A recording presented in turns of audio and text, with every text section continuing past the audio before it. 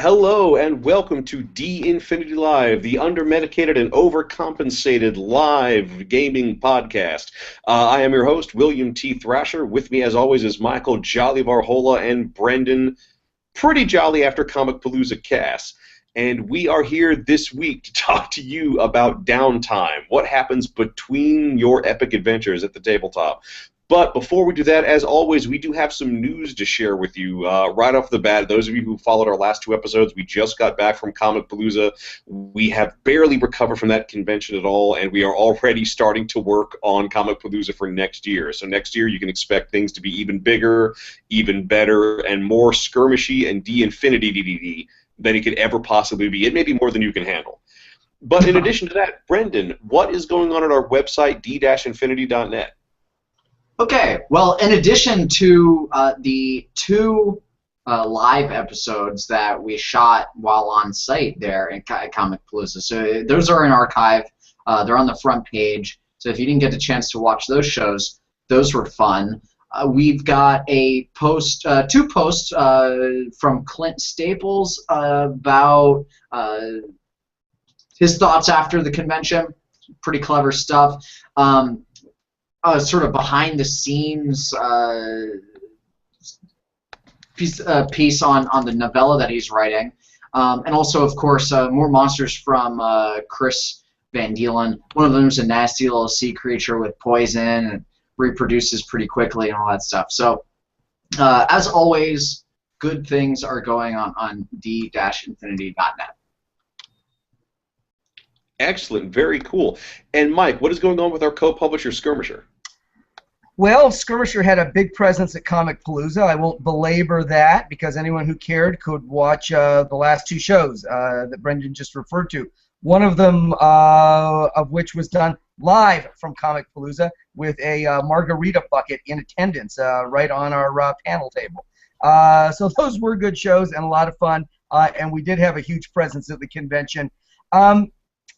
What's most significant for anyone who wasn't there is that we released two publications in print there. One was D-Infinity Volume number 6, The Mythos, which all of us contributed to a great extent. You have a complete game in that issue, Will, and that's available right now from Drive-Thru RPG. Yep, it's up on Drive-Thru RPG, and as we speak, it is on its way to our warehouse in the middle of the country, and is going to be going out to retail stores around the United States. So people should be able to get print copies of D-Infinity Volume number 6 at their local game store. If your local game store proprietor tells you he can't get it, he is lying to you. Find a new game store. D-Infinity is available through all standard distribution. So ACD, Diamond, it all goes out through impressions, advertising, and distribution. So ask your local game store. They can get you a print copy of D-Infinity. And the other thing, of course, is our Little Orc Wars. It's available as a PDF download at Drive-Thru RPG. It is a fun miniatures game based on an H.G. Wells rule system that uses live catapult fire to resolve most combat. It's available as a download by itself at Drive-Thru RPG. It's heading out to game stores around the country, and your local game store owner should be able to obtain a copy for you in print if that's how you want it. And we've got a pretty cool H.G. Wells bundle that Richard Balsley just set up for us up on Drive-Thru RPG, and where people can buy at a discount if they get them all together. Little Orc Wars, H.G. Wells' Little Wars, and H.G. Wells' 4 games. And now that we're done with the con, we're looking at one new publication a week from this point forward. So a lot is going on with Skirmisher. That's pretty ambitious, Mike. It is, but we can do it. We do it easily when we're not getting ready for conventions. We did it the first 12 weeks of this year, and then all of a sudden that was it, man. Done with the con was like we were blown out of the water. Yeah. So a lot shaking, Will.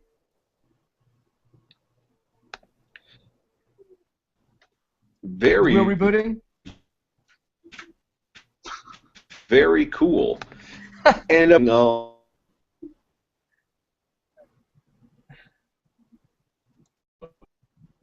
Palooza you wanted to share with our viewers? Bueller? I couldn't make that out, Will. What did you say? Bueller? Did you have any? Now that we've had time to settle, did you have any final thoughts about Ask again, Will. Comicpalooza to share? We didn't understand what you said, Will. You broke up. I'm going to type this to you, and you By can both of us respond to what I've typed. Yeah, no, Will, we're not harassing you. You keep going silent. We haven't been able to hear the words you've been saying. We're not harassing you. You keep blanking out. I'm saying words right now. Okay, yes. Do you have any? You're static, or do you hear nothing? No, I can hear you. I can hear you now. I can hear you now.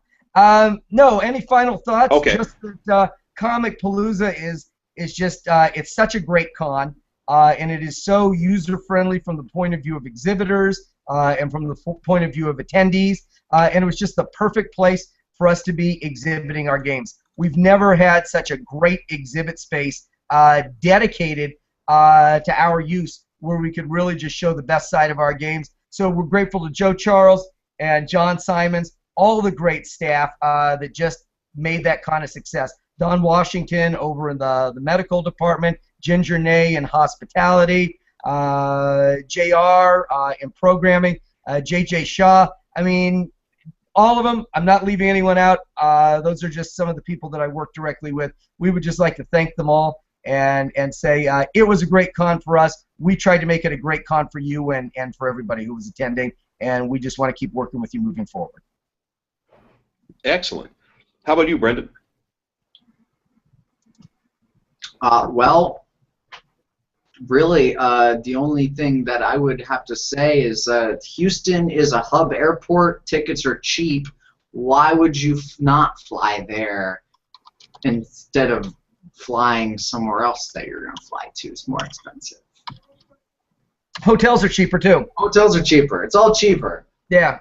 People who are flying into Houston are spending half as much for 4 days of hotels in Houston as they would in, say, pick a random Midwestern city, Indianapolis. Just for instance, Indianapolis. Yeah. So. No reason. No reason at all. All right, well, gentlemen, are you ready to move on to the main topic? Absolutely. Excellent. Well, our topic this week is downtime. What goes on between the big playable events in your campaign? Right off the bat, we'll just share our basic thoughts about downtime before we get into questions from the audience. And for me, downtime is a good way to keep momentum and keep people invested in your campaign when they're not at the table. And it also can add a certain amount of realism because people, Superman isn't always Superman. Sometimes he's Clark Kent. Conan isn't always cutting off people's heads. Sometimes he's spilling wine and enjoying the minstrations of wenches. So it can bring a certain amount of depth to your characters. Now, how about you, Mike? What are your general thoughts on downtime? Well, I like to run a campaign game, not just a series of one-off adventures. So the downtime is the connective tissue that links every individual adventure to one another. So the downtime is really important. It's important for purposes of determining, how the characters train and level up, even if you don't make them jump through any hoops for that. It's important for setting them up for the next adventure. It's important for introducing them to people that they might end up dealing with, or helping them develop that spell they want to have, or that next weapon, or the thing that they need, or the things they want to buy. So it's all part of the story. It's all part of the story, and I think the downtime, the spaces between the adventures where you can individually talk to players about what their characters are doing and what's happened to the characters, I think that is the difference between a series of one-off games and a campaign. Downtime is what makes it a campaign in a lot of ways. How about you, Brendan? Well, in a lot of ways, I see adventurers as a fantasy analog for consultants or contractors. So they're folks that take on a job for whatever the most pay that they can get for it. They do their job, they finish it. And then in between, a lot of the time spent between jobs as a contractor, and probably also for adventurers, is finding the next job. So, you're finding a new client, you're cashing in, right? Sometimes you have to put off that next big expense because you haven't finished your current project, so you're going out and you're buying that. In some cases, you're taking on like temp work because it's been a little while between adventures. Sometimes it's long enough that, or you got a good enough haul that you can take a vacation. That's how I tend to look at it. I tend to agree with Mike that downtime, time in between adventures, so a few emails sent to your players while they're not playing with you, or video chat. Right, is a good opportunity for you to take care of that time-consuming stuff that your players are gonna probably want to use or waste game session time in. They for some reason want to handcraft a chariot, or some other munchkin thing like that. They want to have it for some reason. They have the skill for it, but figuring out all those roles is going to take either a lot of real time, just figuring out how to do it, or it would throw off the flow of your campaign because it's going to use up a lot of game time, right? Yeah, and actually, Brendan, you mentioned building a chariot, and I think that's especially in fantasy games and certain sci-fi games that allow gadgeteering. That's probably one of the top uses for downtime. Yeah. Is item crafting. Now, Brendan, why would anyone want to create a chariot? Would it be because you actually crafted an elaborate adventure hook in lands of Coast Island, where you actually call for the characters to craft a chariot for use in one of the places, one of the sites that you designed? Well, could that be why they would want to make a chariot? That might be why. I mean, it's a tangent, but it's a fun tangent. They might want to do that if, for instance, while stopping by a livery stable in the city of Kos, the stable hands are all drunk. They're all fans of the Green Chariot Racing team, and some blues stop by and challenge them to a chariot race, but neither side has chariots. So what do? You make a makeshift chariot and hope for the best.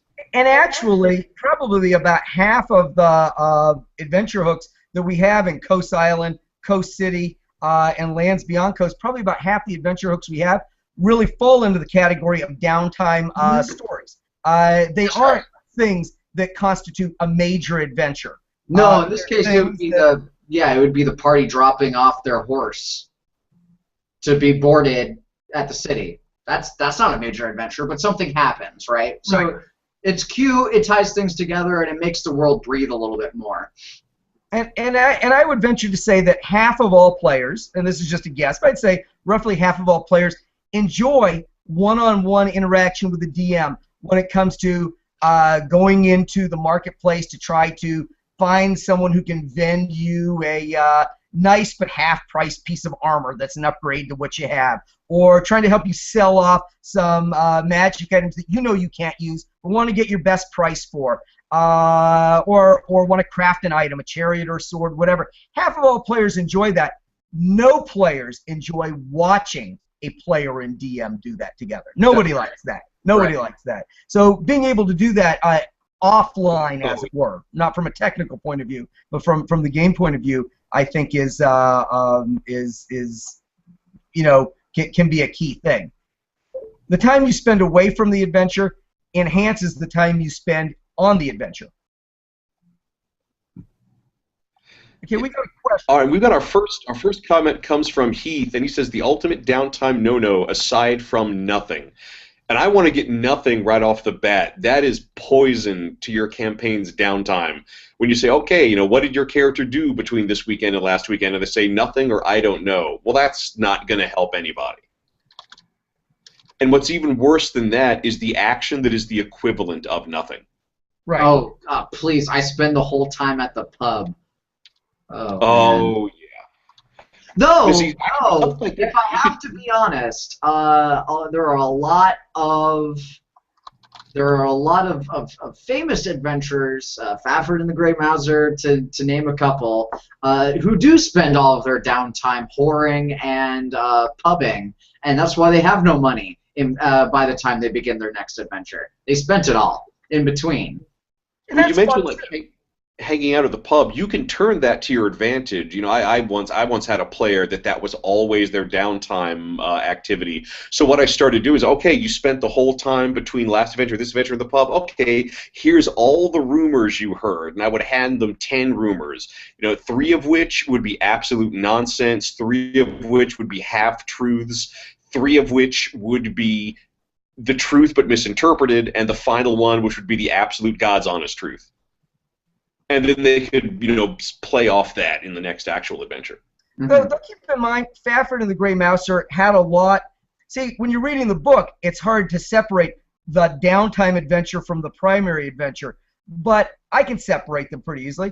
Fafford and the Grey Mouser, they got on a ship. They go off to some forlorn island. They battle a bunch of monsters. They find some loot. They come home. That's the primary adventure. Right. Fafford and Grey Mouser go to a brothel. An impish prostitute pretends that she's being held prisoner to tweak their heartstrings and get a bigger tip. They initiate a brawl with the pimps and beat the pimps and go running off with the prostitutes who don't actually want to be saved at all. That's a downtime adventure.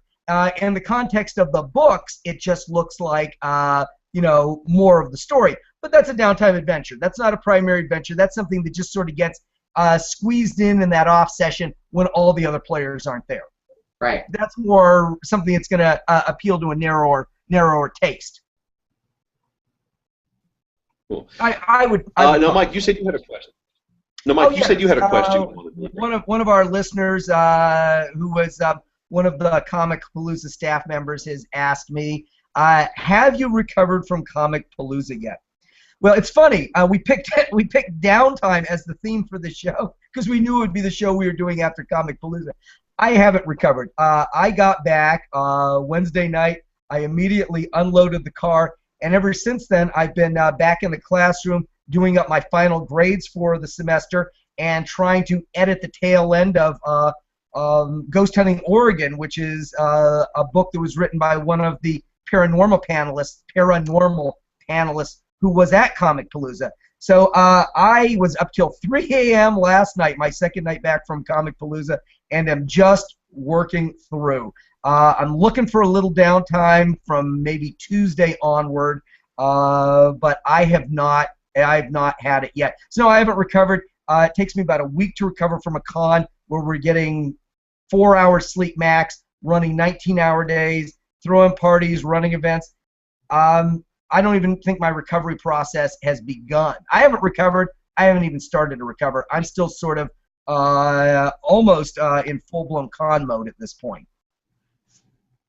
So that's my answer. I myself have had no time to recover. I'm back on the road again already. I'm right now in Knoxville, Tennessee for the Fanboy Expo. Wow, you are a fanboy. Good Lord. One convention to another. You do more conventions than any of us, Will. How many do you do a year? Well, normally 4, but this year it's coming close to 10. Wow, good Lord. So Yeah, no if you're doubt going to be at Fanboy Expo, if you're going to be at Fanboy Expo, definitely come down to the dealers hall. Check out A Punch in the Art. I'll have stuff there. My fiance will have stuff there. You'll find some cool things, including, to tie this into D Infinity, we can do commissions for crocheted sharktopuses. As a matter of fact, I just heard about a geek culture slash. This is true.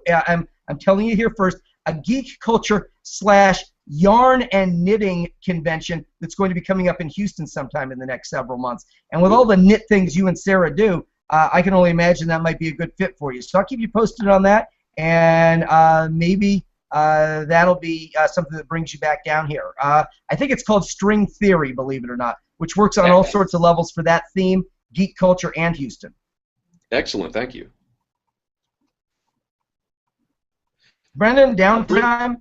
Well, I don't really take downtime. I'm more of a keep the ball rolling kind of person. So downtime is generally a good way for me to lose momentum and stop working on things as well. So once I've gotten going, I tend to keep going. Literally, when I touch down from the con, I started working on the adjustments to our websites and things like that. I added a section for Little Orc Wars and things like to the Skirmisher website. So yeah, no downtime for me. While I'm young, I guess I still don't need to really recover much. So I'll take that for granted and keep working. Well, yeah, and downtime's a relative term too. Sure. We run really, really, really ultra hard. Downtime for me is literally downtime because I have bad knees, and so if I stand a lot, I need to sit down. Downtime for me is working on 2 projects for a total of 12 hours a day, rather than 4 projects for 16 hours a day. So it feels like downtime. It feels like vacation. All right, well, we've got another question from Wayne Walls, who wants to know, can downtime be used in a message board or on a Facebook thread for players to tell the GM what happens next? And I'm going to say absolutely. In a lot of games I've run, I will have downtime handled with letters. So between sessions, the players can write in-character letters between themselves and NPCs, themselves and each other, themselves and different institutions that exist within the campaign. And this is really useful in a lot of ways. Among other things, if you're going to have an extended break in your campaign, for instance, if lots of people are going to be out of town and it might be an extra week or an extra month before your next session, that can keep people invested and can really keep the campaign's momentum going. But in addition to that, as long as the GM is copied on all these correspondences, you can use these downtime letters to figure out exactly what the players and their characters really care about, and can use this as part of your advanced planning for what's going to happen later in the campaign. Sure. You can tell by the volume of letters, which NPCs are the most important. You can tell by their context, by their contents, what's really motivating things within the minds of your players, and that can be a wonderful, wonderful resource. That's a really cute idea. I haven't done things like that. I've heard about people who play D&D by email. So it's kind of a similar sort of thing to that. But yeah, I think that's pretty genius, especially because that's going to give your players an opportunity to strategize between sessions. So if you tell them, here's your next objective, they can start talking about how they plan on accomplishing that. And just like you said, Will, you can use the player strategy to prepare a session that fits with the sorts of things that they're thinking of. And actually, I do know a group that does a play-by-email game. I played in it for a while and just got too busy. It was my friend David Fitzgerald over at DCS Publishing. He runs a really good play-by-email game and invited me to join in it for a while. And he does a brilliant job with it. And then, you know how it is. Our busy time hit. I think I ended up quitting his play-by-email game right before last Comicpalooza. But yeah, it can actually work much more satisfactorily than you might think. You could also use it to influence the campaign in interesting ways. The last big campaign I did, where there was a huge letter writing component, I didn't tell the players this until halfway through, when they actually started checking their own institution for spies. But it was a very sort of high intrigue game, so anytime they sent a letter, there was a 10% chance that letter was intercepted by one of their rivals, and the contents could be changed, or information could have been stolen from that letter. And it was really interesting, because it came in quite a shock when certain villainous NPCs started knowing confidential information that only the PCs and a handful of their allied NPCs had any access to. And once... Uh-oh. Uh-oh. This idea was really good, too. It was discovered that spies would get intercepted to feed the villains false information. Interesting. Yes, you could really get meta with that kind of thing. Yeah, that's pretty cool. That's a good concept, Will. Oh, we got another question from Heath. Does anyone award XP or its equivalent for good use of downtime? I don't, with one exception. Generally, if I give award, and I like to give awards for downtime, but generally my awards for downtime are kind of like physical things for the players. An item they crafted, some extra gold they managed to pick up on a side job, a bonus to a roll, or because they prepared, or extra information. Generally, the only time I award experience points for downtime is when a player and their character is going to be absent from the campaign, and I don't want them to fall too far behind everybody else in the everybody else's power level, but they still weren't in the game itself to earn XP. So usually what I'll do, if I see them putting a real effort into their downtime, I'll give them 1/2 to 2/3 of the experience points that they would have otherwise gotten had they directly participated in the campaign that week.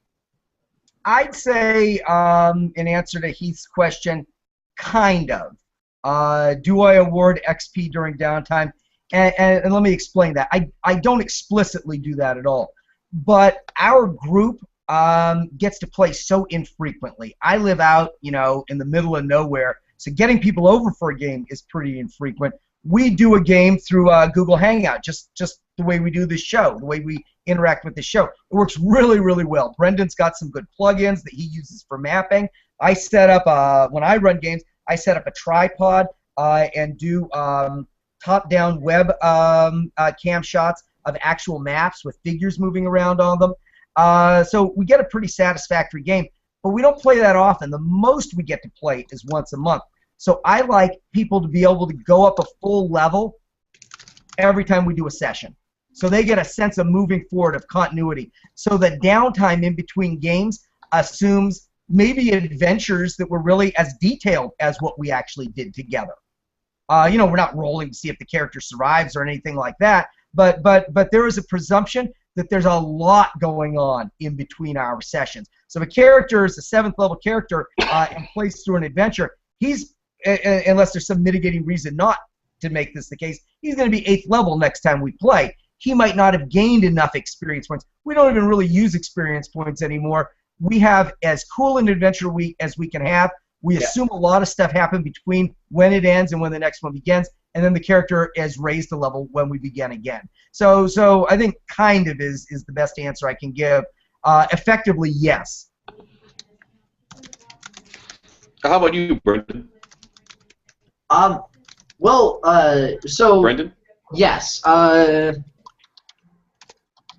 I play probably a little bit more frequently than Mike does with my own group, but in between adventures, a lot of times, most of these adventures also have professions, so they are working in between adventures, and they don't necessarily get XP from that. Sometimes they do if I decide that I'm going to make a roll and they're particularly successful on that roll for what they're doing in their downtime, then maybe they'll get something worth some experience.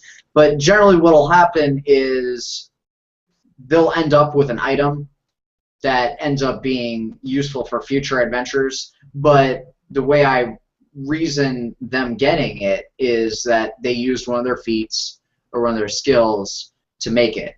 And this kind of actually begins an answer to a question that Clint asked us about whether or not characters have any independence during downtime with what they're doing and things like that.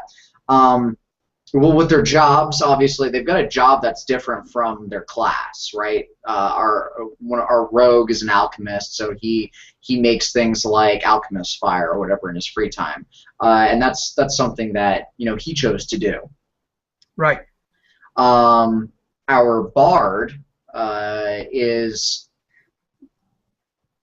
a bit of an information broker, an agent of fortune. So he's constantly working in his own little way as much as he can affect people. He's constantly trying to manipulate people so that next session people are better disposed to an idea that he might have. For example, at one point, and Mike, this was your idea. It was a very good idea.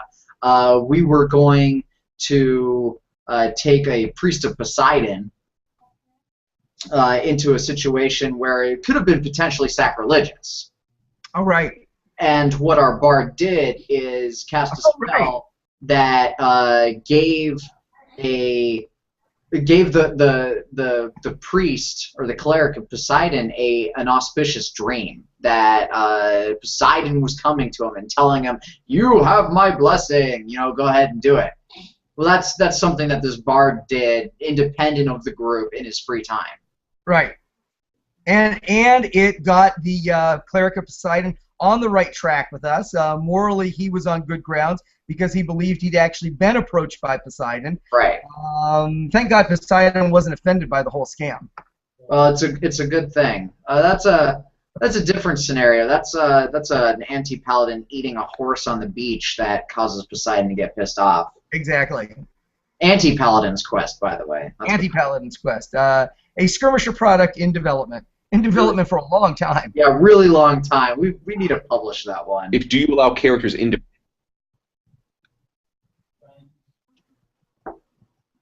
I did want to more directly address Clint's question of, do you allow characters independence during downtime?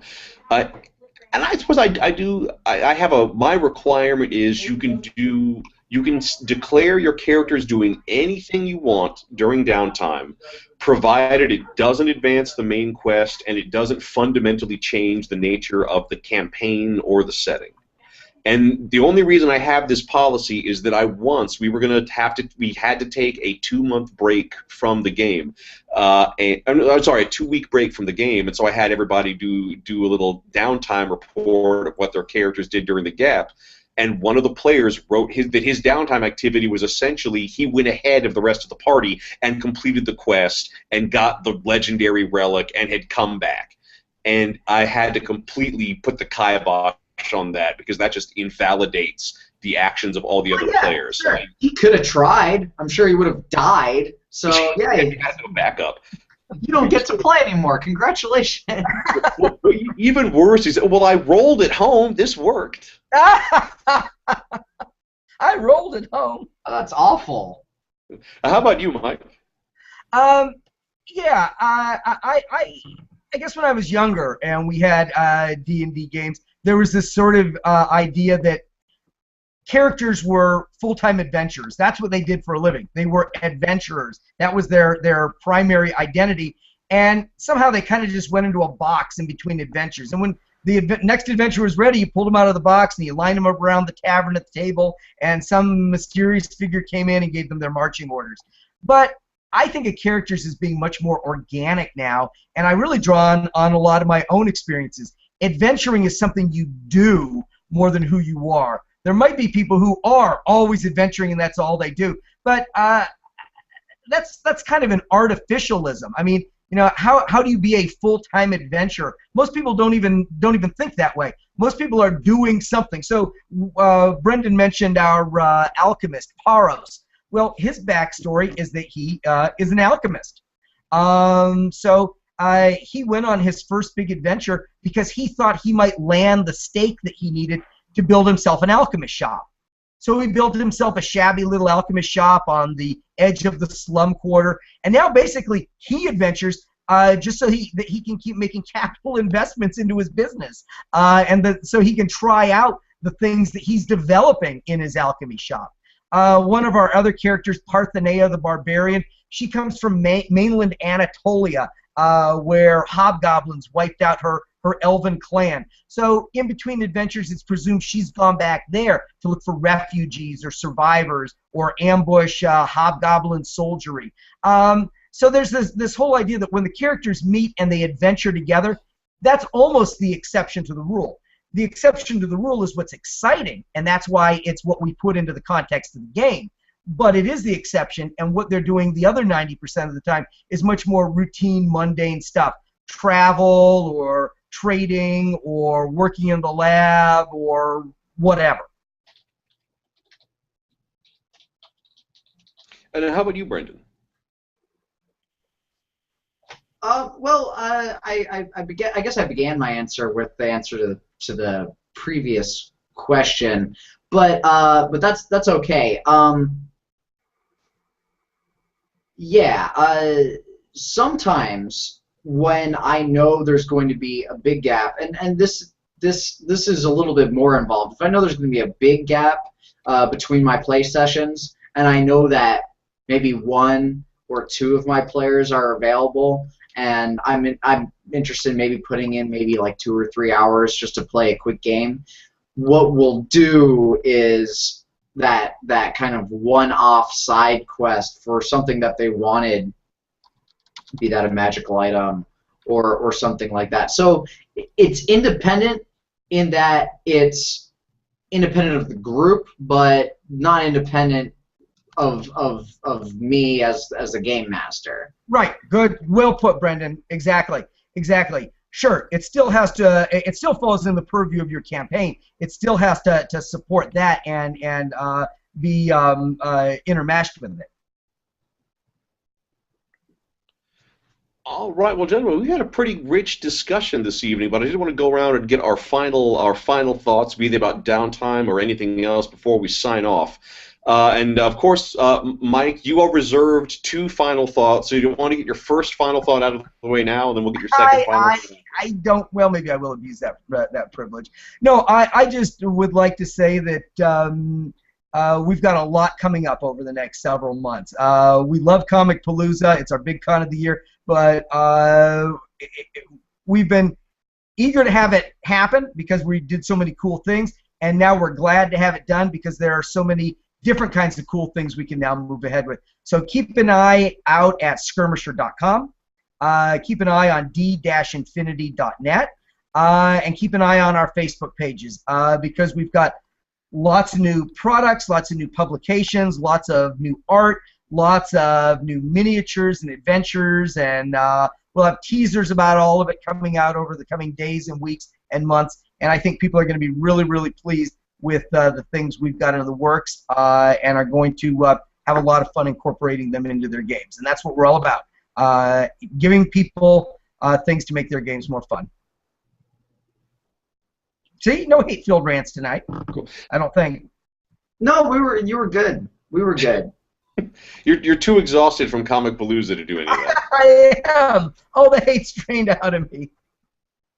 There's no hate left. All right, how about you, Brendan? Final thoughts? Yeah. So use your downtime between games as a human being to check d-infinity.net. Check us on Facebook. Check us on Twitter at RollDinfinity. I mean, we're putting a lot of effort into it, and are hopefully pushing out information that's useful to y'all. And if it is, we love to hear it because then we make more of it in our downtime between episodes of D-Infinity Live. How elegant! Always love to hear from you. That's my final word on downtime. I'm down with that. I hit that. And I guess final time doesn't have to be dead time. Just whatever works for you as a GM, whatever works for you as a player, whatever helps make your campaign that much more alive. That's what you need to do with your downtime. Yep. So, for myself, William T. Thrasher, for Michael Jolly Varhola, and for Brendan Cass, this has been the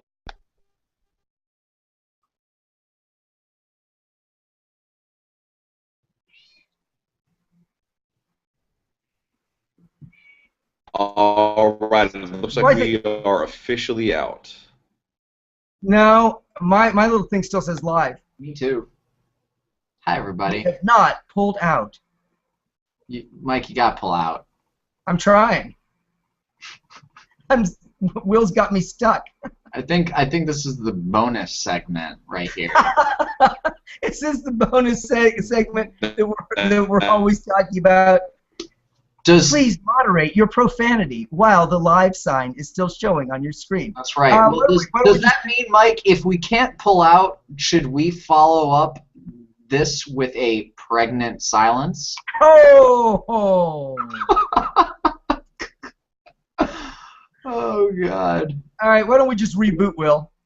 I think Will's all, like, frozen and stuff. I think Will is frozen. Okay, let's do a... Oh yeah, we're getting comments popping up. All right, I'm doing look at Will. I'm doing a hard reboot. All right, I'm shutting down. Brendan, everybody else, this is D Infinity Live signing off. All right, bye-bye, everyone. Good night and good luck.